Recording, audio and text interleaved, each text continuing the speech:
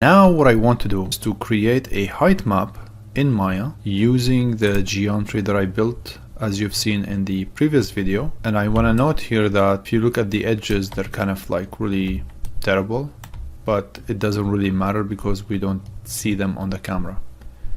Typically, if you want to make this to be really like a perfect texture, you could just go one by one. However, the strength of this technique of blasting the geometry with just the camera based as UV, you can see here that you don't have to worry about making each brick with a perfect texture, especially that when you just texture one of them and repeat it. If you want to create a very clean geometry and clean texture, then in that case that's fine. But if you want to go with something that like this, kind of old and moldy and whatsoever, so in that case just relying on one image, it's going to be less time consuming, and also it's going to have a nicer variety.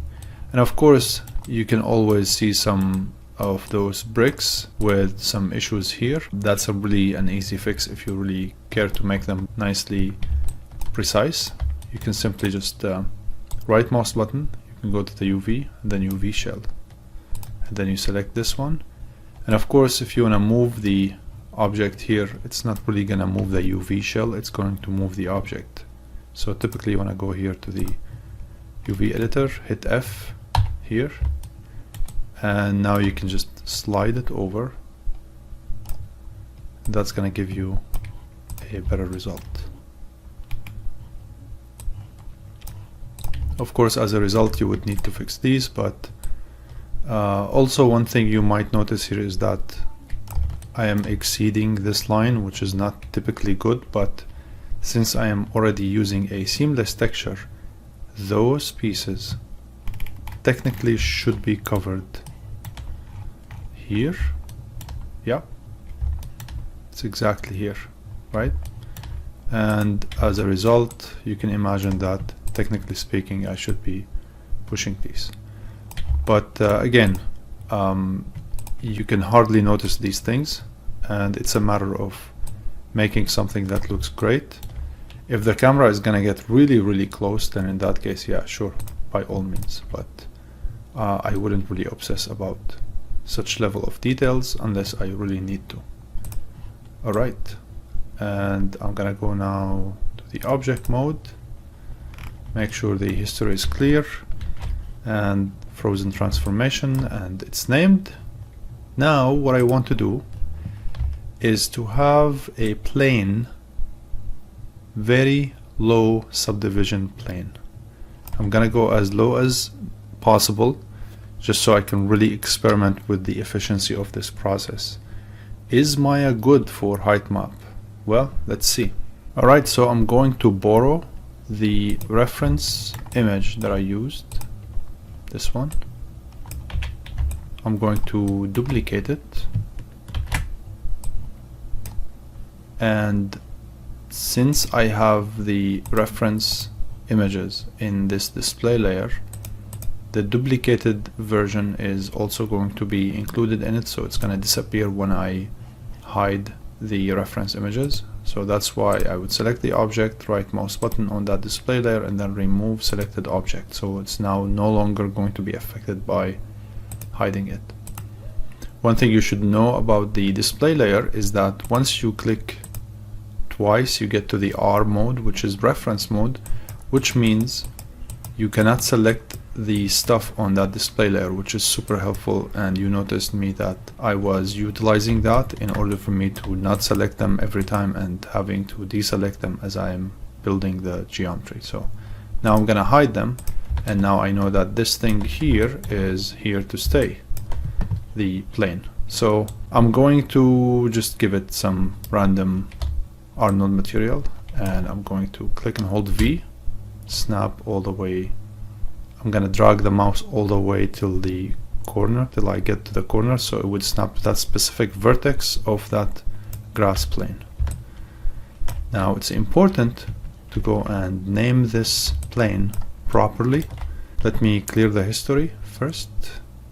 Freeze transformation, clear the history, and I'm going to name this low poly. And this thing here, I'll just keep the name zigzag bricks. I would know that this is the high poly.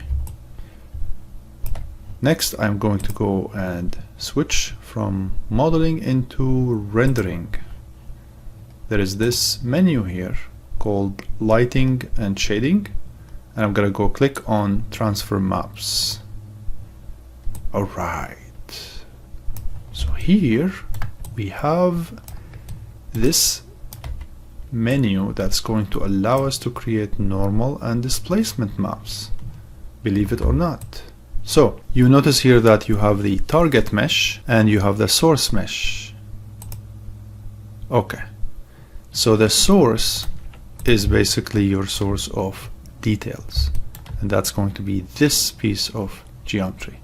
So you select it and then you go and click add selected. Now it's added. Now I'm gonna go select the low poly mesh and then add selected as the target. Okay, so I have now the low poly as my target mesh and the high poly as my source mesh. Okay, so what's happening right now? Well, nothing so far. So to make the magic happen, you need to go and change from mesh to envelope, and you'll see something going on there, but still not noticeable. So I'm going to start increasing this, and then whoa, it's kind of quick in its movement, and that's pretty annoying. This is what's called the envelope. Technically speaking, think about it this way. This is how it works. If the envelope, let's say 0.5, if the envelope is going only till this height, then when you bake your displacement or normal, the height is only going to reach this point. So, as you can imagine now, the envelope needs to encompass the height that you want. Therefore, I am going to increase the number here until I cover the height. One thing I'm going to teach you here is in Maya, if you click and hold Control and go into this number box here with the left mouse button, so again, click and hold Control, and then with the left mouse button you click, and now you can slide it slowly. So that's going to solve that issue of having this moving really quickly. Alright, so now the envelope is covering the whole thing. This should be good. Let's start with the displacement map. I'm going to go with our best friend TIFF, because the TIFF has the highest capability of holding bit depth along with Darga, I believe.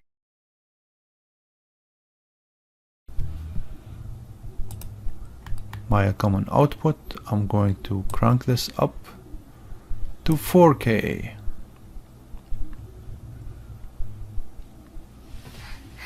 I'm gonna keep the sampling quality to 2:2. Maybe I'll experiment later with a higher number. And now that I'm done, I'm gonna go click bake. So again, we are baking those maps on that low poly plane. So once we are done baking, we need to check on that low poly plane to see the result of it. So after waiting for eternity, it's now finally over. It's worth noting that one of the best software for baking maps like this in terms of the speed and also the quality is Marmoset Toolbag, which is even better than Substance Painter, drastically better, just FYI. Okay, I'm going to select the high poly, put it on a new display layer and hide that display layer, and this is my low poly. Let's see what we have on it.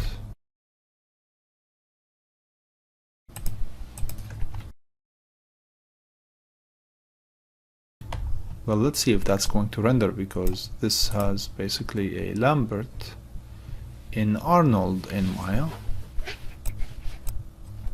throwing a sky dome and then render.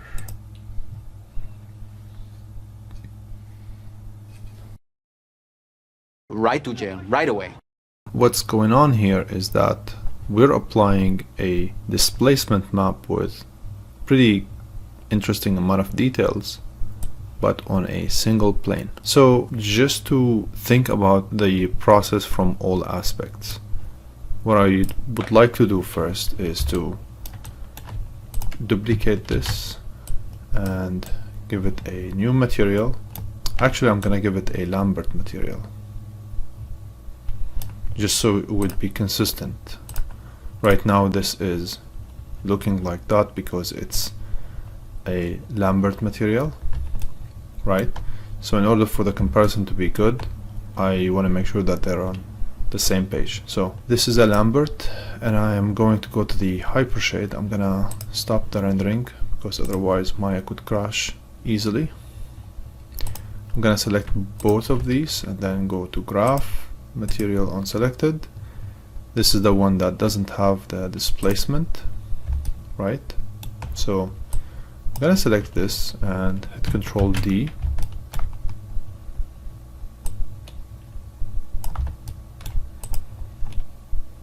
And let me make sure that it has the same image. Okay, that's good.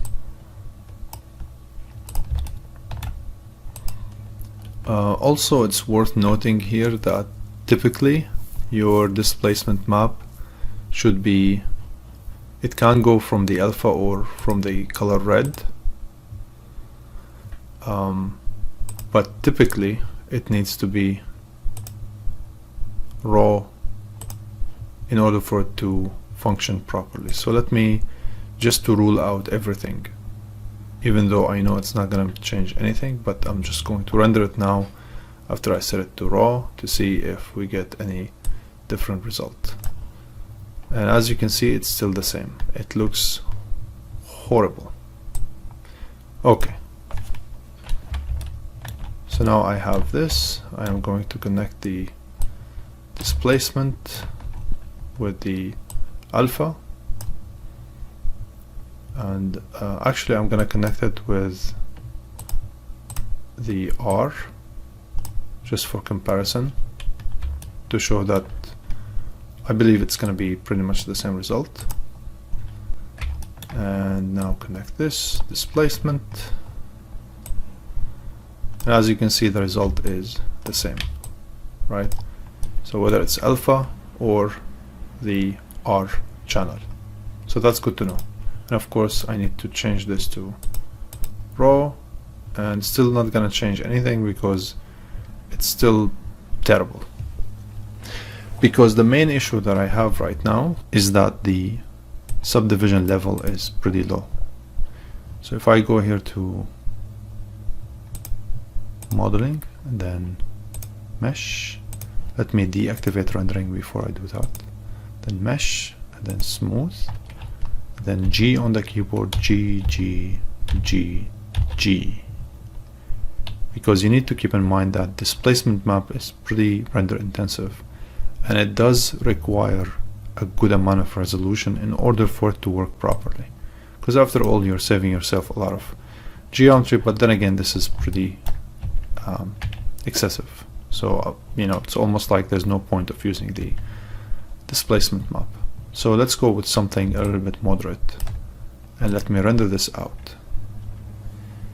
It's still not really giving me the result, so maybe it's not just the subdivision. Well, the thing is, every software renders the displacement maps differently or processes them differently with certain attributes. So let me delete this failed attempt. You know what, just to rule out everything, I'm just gonna give it a material, Alt-Shift-D to clear the history. I'm gonna change here from Lambert to AI standard surface.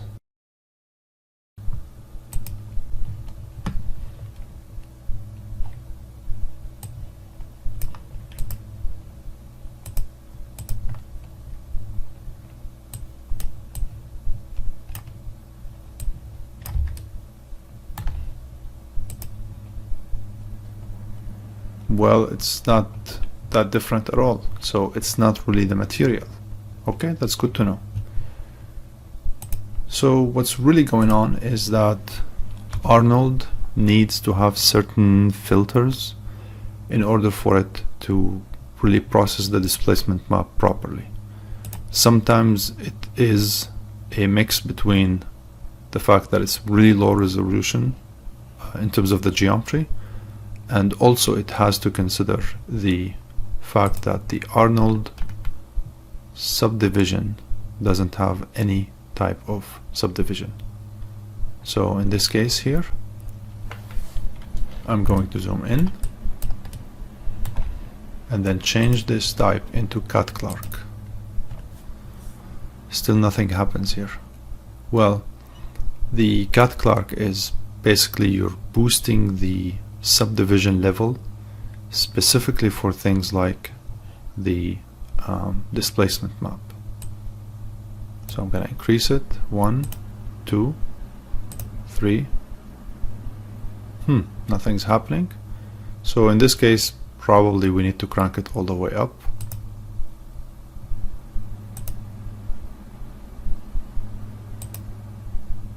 Let's go to 10. And now it's more like it.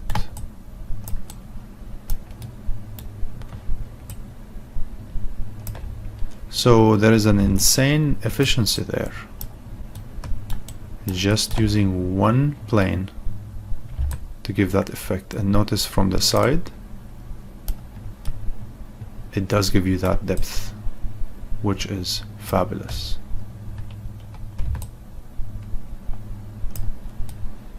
And furthermore, if you want to make it a little bit more intense, or you want to have control over how displaced the details are, you can always go here to the height and say maybe 1.3 or 2.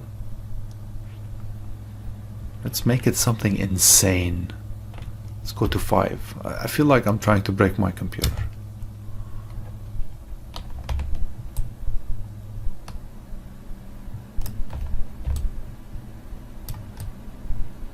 Let's go in between.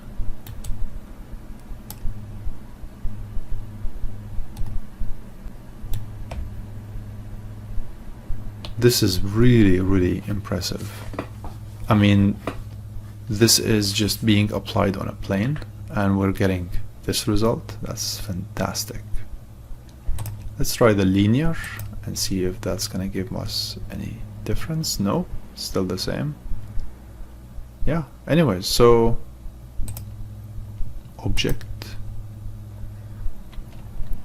no difference. Well, anyhow, this looks pretty interesting, but gonna stick to maybe 1.2, 1.3. That looks pretty good. So yeah, this is how we get those transfer maps as displacement in this case. Alright, so finally one more thing I want to do. This is the result that I get from the displacement map, and keep in mind that this result is completely disconnected from whatever texturing I have applied on those bricks. What I'm going to do next is to try and see what I get if I apply the texture map itself, the original one, on this and see how well the result is going to be right out of the box. Imagine now if I apply that texture map on this plane, right, without me doing any effort whatsoever on making that camera-based texture projection.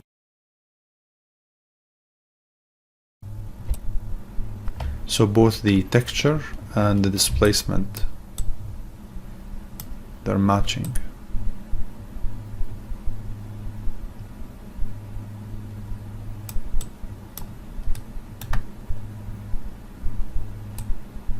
And of course I want to select the roughness, reduce the specular to 0,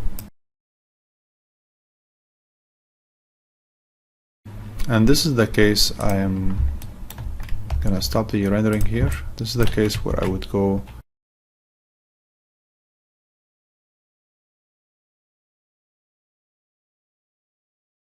and let's see now if I can actually have this to be engulfed by the displacement. Wouldn't that be fantastic? Ah, there it is.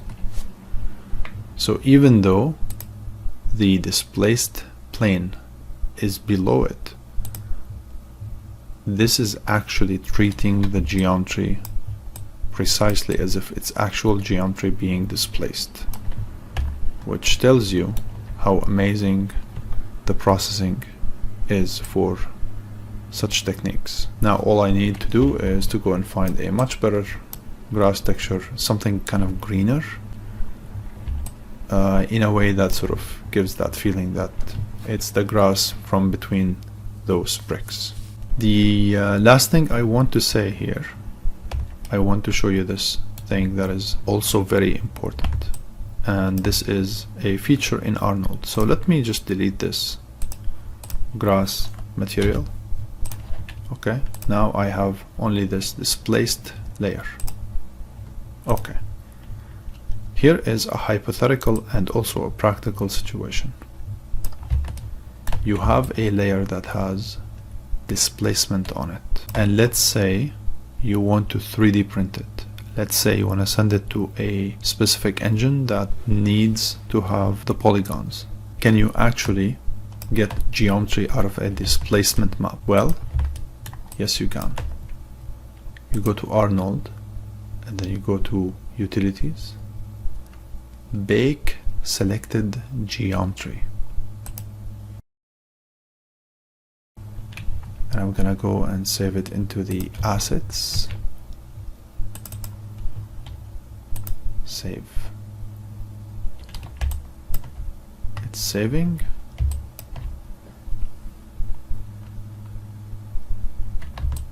And it's done. Well, let's see what we have. I'm going to delete this entirely.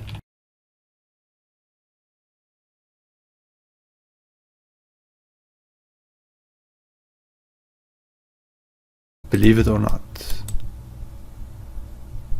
this just happened. As you can see, these artifacts and issues are just because of the way that it was made. Mainly the issues are happening because some of those, the displacement map UV layout has exceeded the square. So as long as they're contained, you shouldn't have these issues.